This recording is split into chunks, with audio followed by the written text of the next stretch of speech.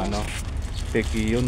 Mumurahan. Ito ma'am dyan, dito. Sa maliit lang para pag ano. Sa ilalim po, iwain nyo lang ito. Ano ka yun? Kamay mama.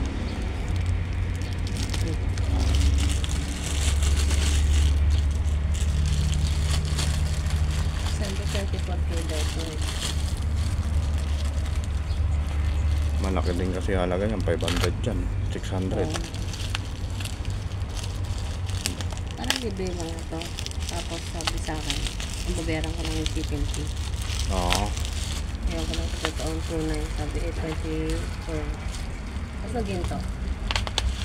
Binabayaran lang ng mura. Hindi po totoo, hindi ako niniwala ng ginto. Wala akong na-deliver na ganyan na ginto. Sabi itong balik ko yan. Pagkaan. Parang hindi po yan. Ayan o, yung Parang hindi ano. yun sinasabi ko sa inyo ma'am, may mga ganyang order. Kaya hindi totoo. Hindi po totoo talaga, kitang kita eh. Pero lang kasi 150 lang ito sa ano. Solid ko naman pwede. Kaso ma'am, yung ano yan, inano ko lang sa inyo para makatipid kayo kasi may penalty kami dyan eh. Sige. May penalty po kami dyan 150 pag binuksan. Ano gano'n. Opo.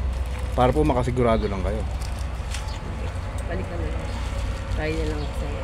Sige ma'am, return nyo na lang. Kaysa magbayad kayo na malaki. Sige, kaya na 100 lang. 150 po penalty rin ma'am. Ayun mo na, nakakunan mo. Ah, nakakuha na. Sige.